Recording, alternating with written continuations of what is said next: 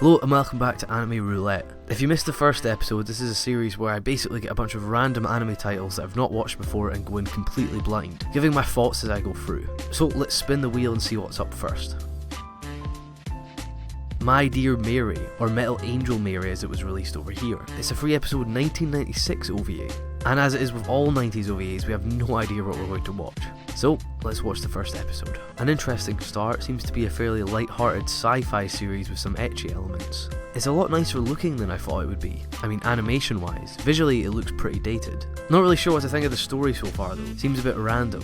You know what, there's a lot of cliche moments here, but they all have this certain unique twist to them. And the premise is actually quite interesting, but I won't spoil it in the video. It's always interesting going back and watching stuff like this. You can really see where modern comedy anime have evolved from. The dialogue is pretty awful, almost comical, but it kinda adds to the show. Overall, the episode was quite nice. The characters were pretty charming, and although it didn't bring much I hadn't seen before, it certainly has a unique style. If it was made maybe a decade later, it would have been a bit boring, but that 90s charm gives it an entertaining touch. I mean, it's only 3 episodes long, so it's a pretty easy one to recommend. We're off to a good start. Next up is Rey the Animation. Unfortunately nothing to do with Rey from Star Wars, but it does have an interesting look. It's a 2006 series, so that could kind of go either way. Let's hop right in. They're starting the series with a kind of movie style title sequence. That's quite an interesting decision. A pretty dark opening few minutes juxtaposed immediately with a shower scene. Seems like Rey is a kind of underground super doctor with special doctor powers. Around the halfway point now, nothing too noteworthy has happened. They're throwing around some minor plot points, but it's moving so slowly.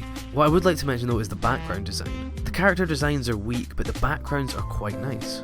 They're maybe a bit too playful for this show, but I like the style. The second half is more action-packed, but it still lacks that rationality. I mean, look at this guy. I mean, what's he meant to be? Someone that spins. That's his superpower. He spins.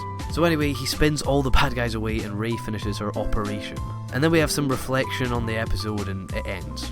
I mean, not a bad episode, but nothing really stood out for me. There are so many good female leads in anime, I had really high hopes for Rey, but she ended up seeming quite boring and empty. At first glance she had an interesting look to her, but she never really created any character. She's designed as an emotionless character anyway, which didn't help at all.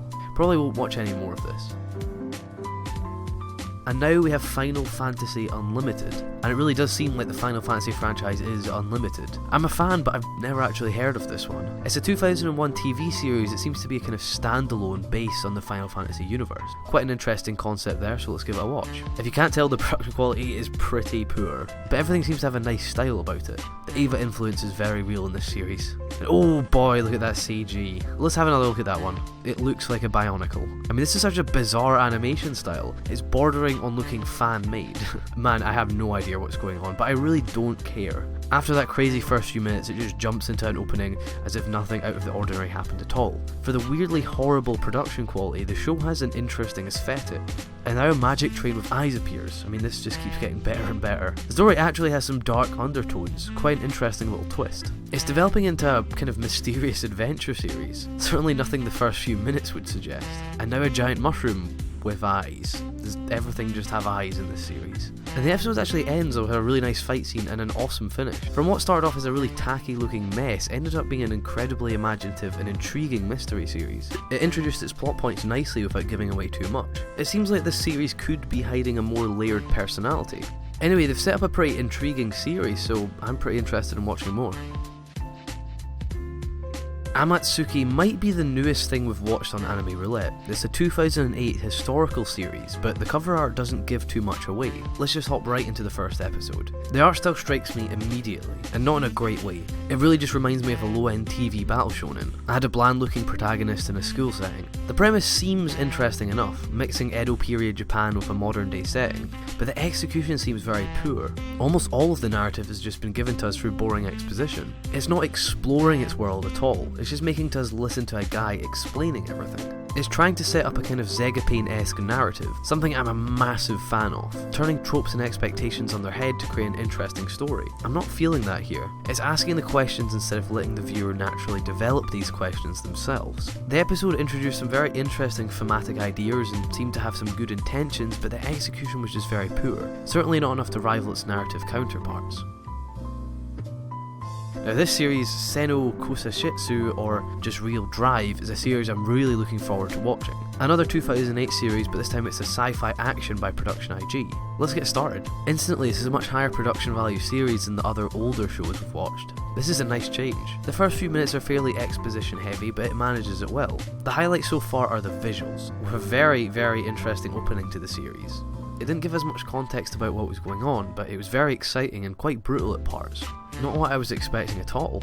The story's progressing quite nicely, introducing its themes while maintaining very secretive about any of its plot points. You're probably wondering where the science fiction comes into play, and I'm actually going to leave that out of this video for those planning to watch the episode. The slow delivery is one of the episode's strongest points. Mystery seems like a really main narrative tool here. I can't express enough how well the visuals are working. Not only are they really aesthetically pleasing and high quality, but they fit with the atmosphere of the show.